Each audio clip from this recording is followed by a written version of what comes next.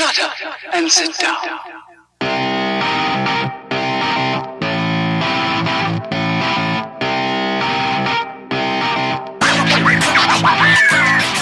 Welcome once again to the Shite Talk Podcast Show. I'm your host Mark Kearns with you on another episode of the Shite Talk Podcast Show. This is episode 111 on the Shite Talk Podcast Show. We're back with another MMA show. And quite a few stories to get through on this MMA show. Since the last time I did an MMA show, there's been a few creep up here and there. So some sort of stories aren't brand spanking new, but it's something I just want to talk about. Others are more newer this week that have interested me. So good bit to get through. I'm going to start off with the baddest motherfucker belt. If you haven't heard about this, this is a belt that's going between George Masvidal and Nate Diaz in UFC 241. And it basically started as I don't know if it was a throwaway comment, but it was a comment made by Nate Diaz after his last fight, where basically he said he is the uncrowned king, uncrowned baddest motherfucker in this game, and basically wants to defend his title against George Masvidal, and so that hence we now have an actual official belt. Dana White has said that he was going to go out and custom made a once-off belt that is going to be defended on UFC 241. And around this time where this is happening, I think The Rock might be tweeting around the same time around this fight was happening, and said he'll do everything in his power to make sure George Masvidal and Nate Diaz fight. And yeah, he wants to be there. I think it was Masvidal that said, like, I want The Rock to wrap this around my waist, this belt around my waist. So we're going to get that as well. We're going to get The Rock, who's going to present the belt. And that was really interesting about how much this belt actually cost, because I always thought the UFC, the one that you see put around all the champions in the UFC's belt, would have cost about 20,000, and I thought that was a lot for a belt. It is a lot fucking higher than 20,000. The UFC belts generally cost upwards of 300,000. That's 4 or 5 times easily the amount of money that like some of the people on the main card are making, and the champions being put that around their waist. That belt's probably nearly equaling to like the loser of that event's paycheck. That's an insane amount of money to spend on a belt, in my eyes, when he could be giving it to the rest of the fighters. Like 20,000 is a lavish amount of money to spend on a belt. 300,000 is a little bit over the top to spend on a belt. Maybe I'm wrong, maybe, but 300,000, that was insane. The baddest motherfucker belt won't cost as much. It'll be like, I guess, a bargain price of $50,000. That's 45,000 euros, just in case you want to round down the numbers. I think it's like 45,600, and yeah, there was a few different numbers, so I guess you round out to 45,000 euros with a bit of change on your hands after that. Yeah, but so I thought that was an interesting story, just for the fact that you get to kind of figure out how much the belt actually cost. The UFC belt was going to cost. In terms of the fight itself, it's interesting enough. It's a really, really tough fight for Nate Diaz. Masvidal is big welterweight, and I imagine this fight's going to like have to happen at welterweight unless Masvidal's doing cut off a shin or something in order to make lightweight. But it's going to be really, really interesting to see what Nate's game plan is. Masvidal hits really hard, and it's going to be a bigger. I know Nate has never been finished. He had a TKO, but he was still kind of conscious. He wasn't. He wasn't able to defend himself. He's probably a bit concussed, but he wasn't knocked out. No one has ever knocked out Nate Diaz. So this is going to be for that kind of interesting. That's why I think this fight is most interesting. You could see the first time Nate Diaz is knocked out, or possibly Nate Diaz gets hurt, goes to the ground, and catches Masvidal.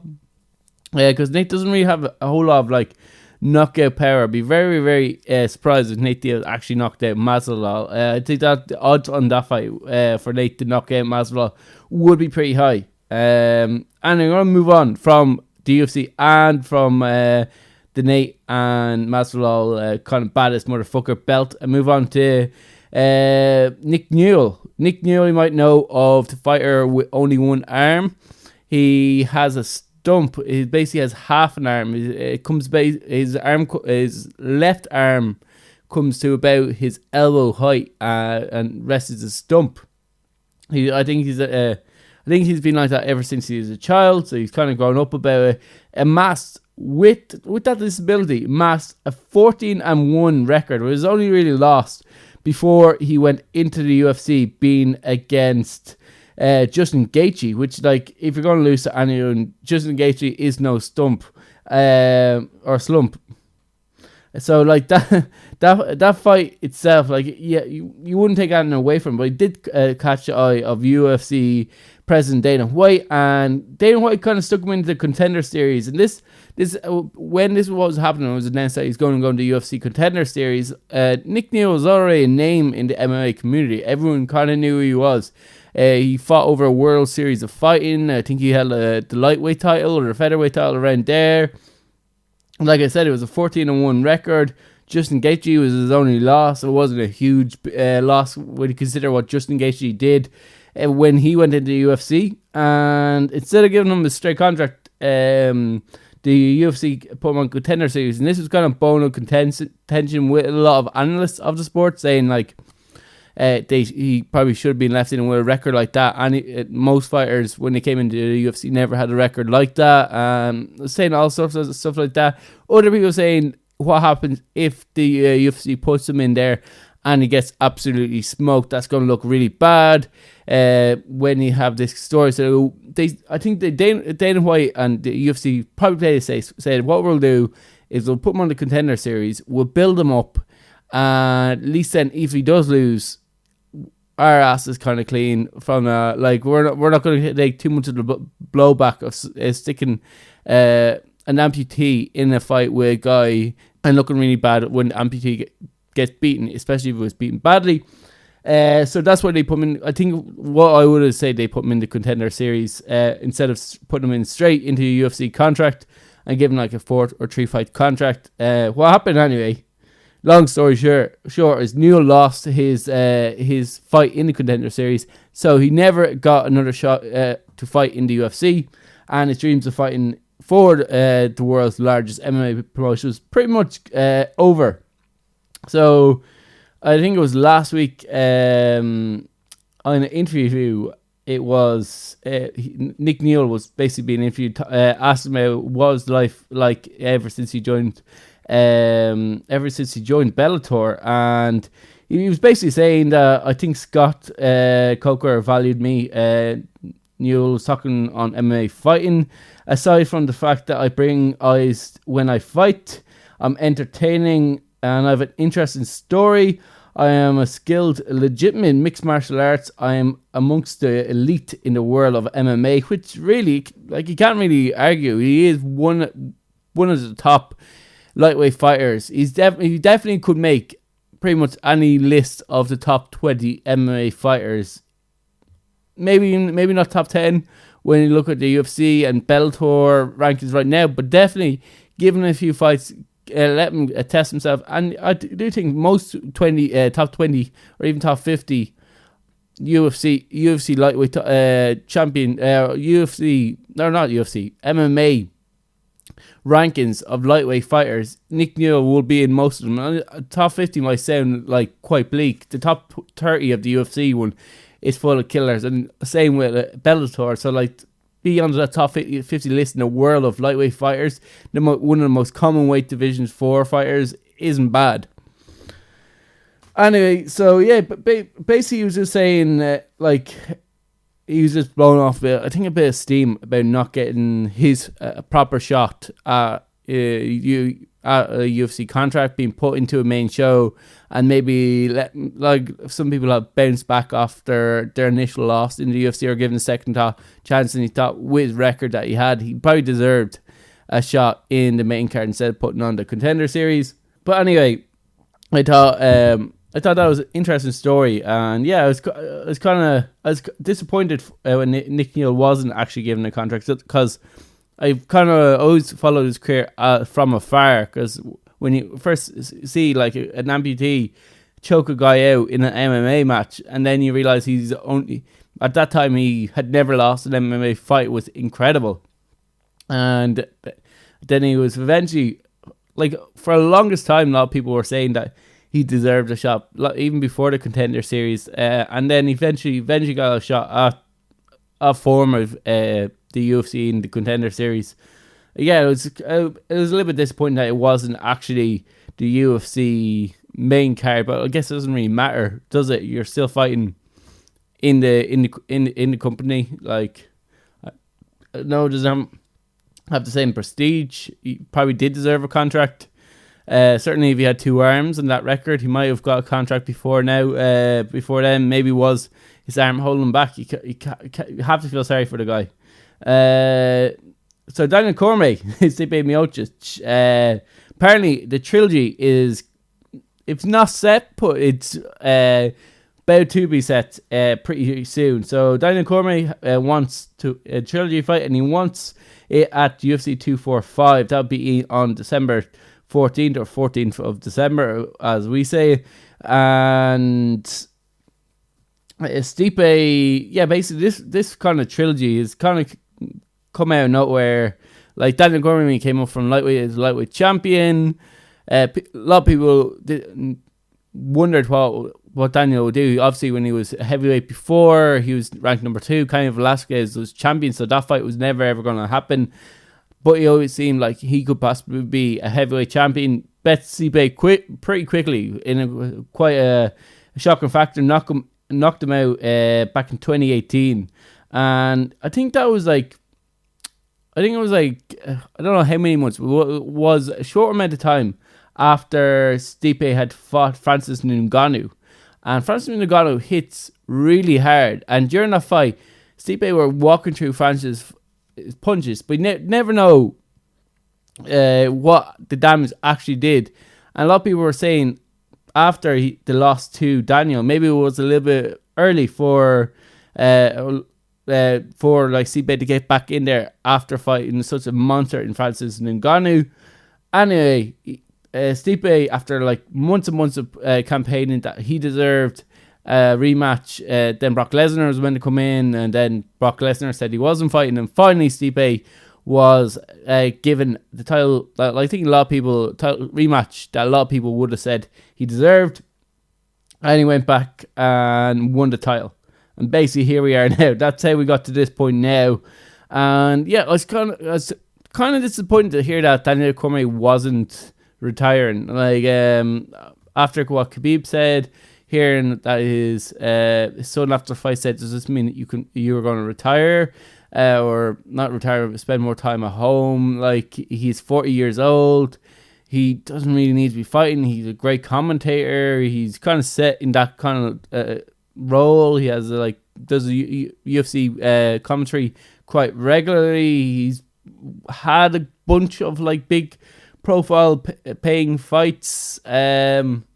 Yeah, so like, I really don't think that he really needed a fight Stipe again. But obviously that like competitor in him, after losing the way he did, wants to go out on a high, wants to go out holding UFC gold, and feels Stipe is his option to do that. Like, there was possibly like snippet of a chance that he could have fought John Jones as his last fight. And maybe if he bets Stipe, that would be the fight that we'd see. Maybe he'd just retire with the heavyweight belt. You never know. But the fact that he was going to lose, and he just wanted to lose, go out on a losing streak, here we are. We're back to this fight. And like, if you remember, like, DC did really, really well. It was such a close fight, that second fight. Like, this could go either way. This could be a really, really interesting fight, but puts the UFC in a really difficult situation here, where if Stipe loses, Daniel is retiring. He said, when he was talking about on, I think it was MMA Fighting, he basically said, win or lose, this will be the last time I ever set foot in the octagon again. This is going to be his last fight no matter what. He isn't going to keep chasing heavyweight gold if he loses to Stipe. This is it. So Daniel is retiring after this fight. So you wonder, like, anytime you have a champion who retires, that it messes that division up, because then the fight goes, then you have to find a number one contender, and if the number one contender was the guy you just bet, then if he retains title, it takes a little bit of the gleam off the title, because you can't really call yourself a champion, because the guy who just kicked your ass and walked out of the building, he's a real champion. he's a real, like, the Ultimate Fighting Championship means that you are the best at that weight class and no one else is better than you. Well, that's not really the case if the guy who just bet you just retired and that's the only reason you're holding up a belt. You can't really call yourself an Ultimate Fighter if there's another fighter there who can't beat you. So it takes a bit of gleam off the belt and off the thing, but fans have short memories and generally forget about these kind of things, and they don't come interesting. Once you put interesting fights in front of their face, they're more interested about that than they are about whether the fighter has lost. And in the heavyweight division, everyone has a loss against somebody else at some point. It is quite up and down. Talking about losses and fights and ups and downs, Brian Ortega hasn't fought since losing to Max Holloway back last year in December, and we are going to see him back. We're going to see him fighting Korean Zombie. Chang Sung Young is returning for a home fight on an ESPN Fight Night show on the 21st of December. So it's going to be a full year since Brian Ortega has competed. I think it was really smart. Brian took a lot of damage. So did Max Holloway. I think Max Holloway's fought twice since then. But Brian, he took what I think is a smart option. Take time off, let your body heal, come back stronger. A young guy, he doesn't have to be chasing fights straight away. And yeah, the Korean Zombie is a really, really interesting matchup. It's going to be a great fight to watch. Korean Zombie is no slouch on the ground. Obviously, Brian Ortega, Gracie Black Belt, trains with Henner and Huron.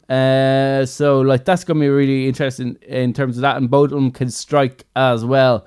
The Korean Zombie picked up a win over Hinato Mikayo in about 58 seconds knockout back in June. So I think it's a good fight. I would have preferred to see Brian Ortega go up to lightweight. I think that's where his home is. The lightweight division is stacked, but could do a little bit of fresh blood in there. Brian Ortega, there's a lot of interesting matches in the top 10 for him in that.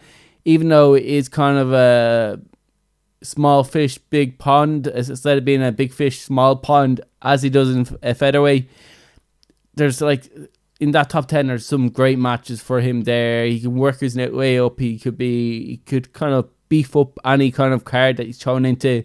And I think the idea of a Gracie Black Belt versus Khabib's always going to be lowering. And, after Dustin Poirier and Tony Ferguson, maybe if Conor McGregor comes back and fights another lightweight fighter, will we be after that?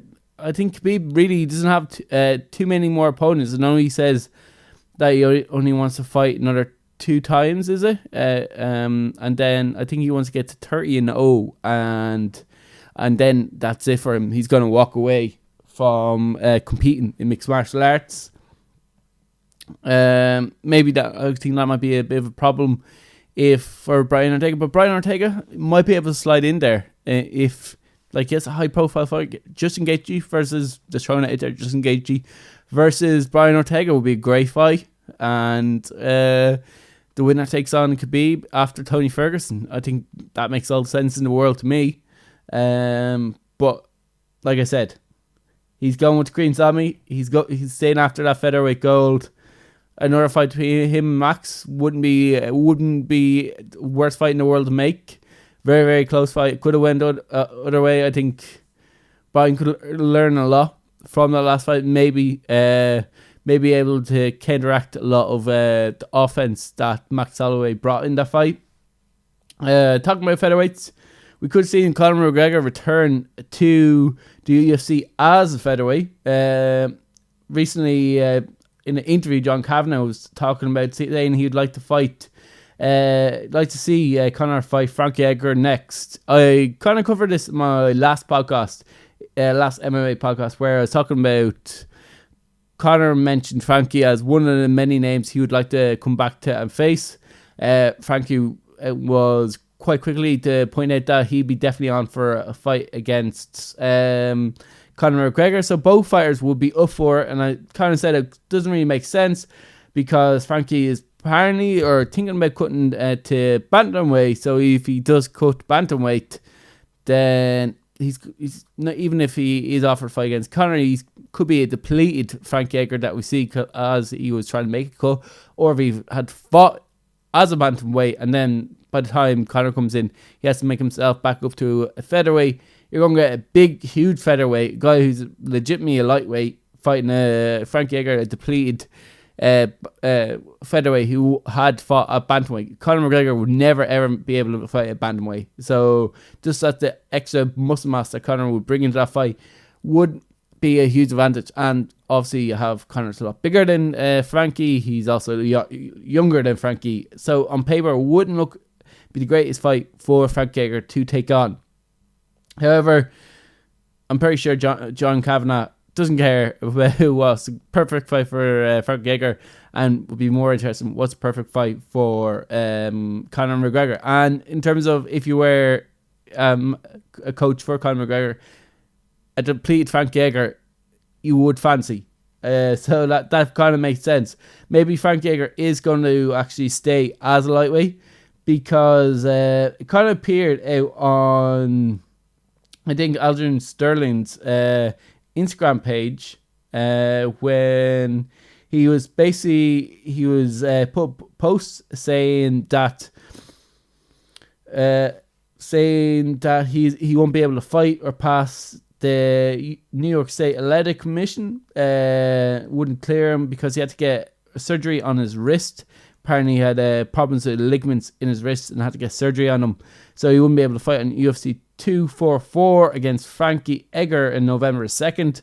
This fight wasn't actually made public, so we didn't actually meant to know that Frankie Edgar was meant to be fighting at Madison Square Garden. So Sterling kind of broke the story on that one. So we know Frankie was in camp for a featherweight fight, so he wasn't actually cutting to bantamweight at this point. He was going to fight Sterling instead, so that means he's going to be kind of at featherweight weight for the time being. If a Conor McGregor fight comes on, he's probably going to take the preparations, drop the bantamweight off the table for the time being until he's sure, or after the Conor McGregor fight. So yeah, that fight could be on.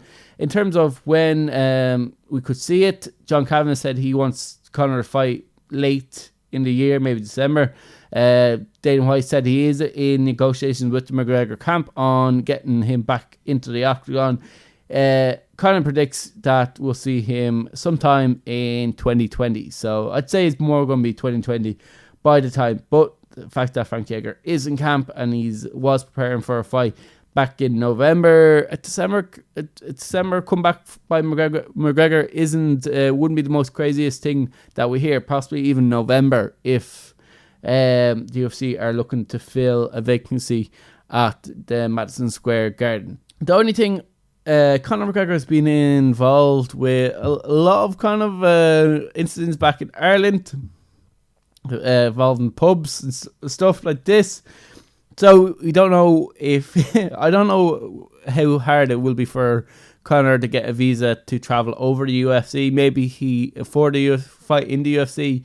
We don't know. This might play in the hand because Conor McGregor kind of wants definitely before he retires, to fight in Ireland. So we still have that. And so this could play in his hand if it could be like a Dublin card. So that'd be great for Ireland to see the UFC back in Dublin. Joseph Benavidez was making the headlines as well. Kind of just talking about the flyout division and Henry Cejudo, kind of saying that Dana White is going on about that he's next. Joseph Benavidez has a win over Henry Cejudo, And Dana White said that the next person, next time Henry Cejudo is to fight, has to be at flyweight or he has to give up the title. Cejudo kind of saved the flyweight division. I know Chael Sonnen was talking about this, and I kind of agreed with parts of what Chael Sonnen was saying about the flyweights not really being appreciative of how Cejudo kind of made himself into a character and brought a lot of attention to the flyweight division by going up and first of all accepting the fight against Dillashaw, beating Dillashaw, and then going up to be a 2-weight division champion. And if it wasn't for Cejudo, we mightn't have a flyweight division anymore. We heard reports by Demetrius Johnson that like he was constantly threatened with that they're going to pull the division. Dana White isn't the biggest fan of the flyweight division, and fans aren't either. Like generally, people don't rate a lot of fighters. We don't see any of the fighters on big cards. There's no really like screaming for this Cejudo Benavidez fight, even though Benavidez has a win over him. So yeah, Cejudo was kind of saying like he doesn't really know if the flyweight division is there. He's kind of sick and tired of people constantly. That seems to be the only question people ask him about his career from now on is if the UFC are going to keep the flyweight division or if he thinks the UFC are going to keep the flyweight division. And now, ever since Cejudo comes around, people are more talking about when you fighting Cejudo next. So the question is now, will Joseph Benavidez be able to step up to the mark and be the face to kind of Cejudo's heel kind of character? Can he champion the good kind of character? Can he get a bit heat between Cejudo and himself in order to kind of drag fans into it and have a rivalry that people want to tune in for a flyweight fight? And will the UFC actually give any hoots about the flyweight division and put any of the contenders for the flyweight title into main cards? Like if all these things happen, then we might have an interesting flyweight division. But the UFC doesn't put any work into it, and that's one of the biggest reasons why no one cares about it. If you don't care about it, your fans aren't going to care about it too much either. Talking about things that the UFC doesn't care about, Chris Cyborg also made the headlines when she signed a multiple deal to return to Scott Coker promotion, this time at Bellator. She was first under Scott Coker when he was president for Strikeforce banner, and she was basically saying that she's kind of happy to be back fighting for Bellator, and say one of the biggest kind of pluses of fighting for Bellator over the UFC is that she can cross over into other combat sports, fighting possibly boxing, which she always wants to do. She also has she also loves professional wrestling, and she says that fans are always coming up to her asking her when she's going to do professional wrestling and saying she'd, if the right opportunity, she'd love to work with the WWE or even a lesser promotion AEW. But like she's basically saying, yeah, I'd like to do boxing. I'd like to do professional wrestling. I'd like to do all these things before I retire, but more focus on my MMA career. If the right opportunity comes up, she will grab them with both hands. But right now, she's more interested in being a Bellator champion rather than anything else. And finally, I told you it was going to be a long show. Yair Rodriguez and Jeremy Stephens were making headlines. They were meant to fight in UFC Mexico, and what happened was Rodriguez kind of raked Jeremy Stephens' eye, and the fight had to be called off. Had to be no contest. And this was, I think it was like seconds into. This was less than a minute. I think it was like 15 seconds into the match. Into the main event card in Mexico City, and like Yair is like a super interesting, super like exciting fighter, and like some the Mexican fans were probably looking really forward to seeing their local guy come and fight in front of them. And 15 seconds of the fight had to be called off because a rake to the eye, and to make it worse, because Jeremy Stephens was having stuff thrown up. People are booing, people are applauding him to let the fight go on. And like then Rodriguez added kind of fuel to the fire by saying like, look, I've told doctors that like my eye is fine, even though it wasn't, in order to forget a card. And like, even though he said he feels sorry for Stephen, and like obviously it was an accident, he just feels bad for the guy, but also saying that he's kind of a bit of a pussy for not fighting on. So that was kind of enough to kind of rile it up. And then a video emerged in a hotel lobby when the Mexican fighter approached Stevens and his team in the lobby and asked him if he was okay. And then all hell basically broke out. It was like Stevens said he wanted to run it back, and then Rodriguez basically said, yep, sure, we can run it back. And then Stevens shoved Rodriguez really, really hard. Now, this was being videoed on, I think it was Yair's sister's phone, or someone from Yair's team.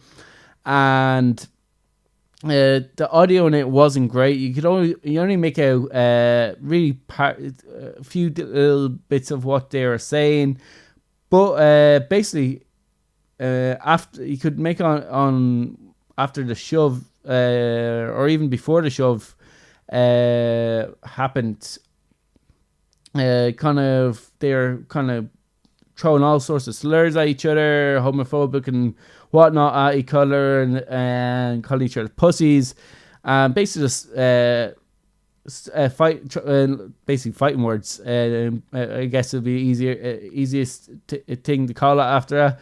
And it kind of like Stevens just kind of came across as he overreacted, and basically in an interview then with the whole situation, because on that video you kind of you hear what was going on when he was asking if you was okay, and he just seemed like, okay, it was a mistake, I'm so sorry for hurting your eye, we're going to run this back, and everything seemed fine. And he thought, they're going to walk off, high five each other and walk off in the opposite ways. And then obviously the shoving, the name calling happened and whatnot. And basically I think it was an interview that Stevens was given, and he's talking about the incident and talking about what happened. He basically said he came up to me and shook my hand and immediately started talking shit. Where I'm from, you don't do that, bro. And then he said he shoved him back across the hotel, and his sister was recording on her phone. I think they're going to catch some little glimpse of him talking shit to me. And basically said he shoved him, and once he shoved him, he didn't move forward. His family didn't do shit either, and about talking smack to him, and yeah, basically what we hear on the video of them just talking shaft. Basically, he pushed him, and he was basically calling Yair a pussy for not wanting to fight him in the lobby, which would probably be bad for both their careers. Or since it's the UFC, they'd probably just use the footage over and over again and make it pay-per-view, because let's face it, they love that. That's gold to the UFC. And yeah, I think if this catches bigger headlines, we'll probably see them fight again. Stylistically, I think this is a great fight. Yair versus Stevens. Whether the UFC runs it back, because generally they do have a thing of when they look at fucking Tony Ferguson, Khabib, when they try to make fights happen and they blow up in their face once, they're kind of a little bit gun shy to do it a second time in case it happens again. But the fact that this was in octagon incident, then I think it kind of changed things. It isn't like one of the fighters didn't make weight or got injured or said he was injured, but probably was okay. Both guys wanted to fight, and after this smack talking, they're probably definitely still going to fight. And yeah, I think it was a bit of a dick move for Yair to walk up and ask him if he was okay, and then start talking shit in order to get a fight and to kind of push his name out there. So yeah, I think it was a dick move all around, and I think I'll leave it there for that, and I'll be back next week with another podcast. Talk to you then.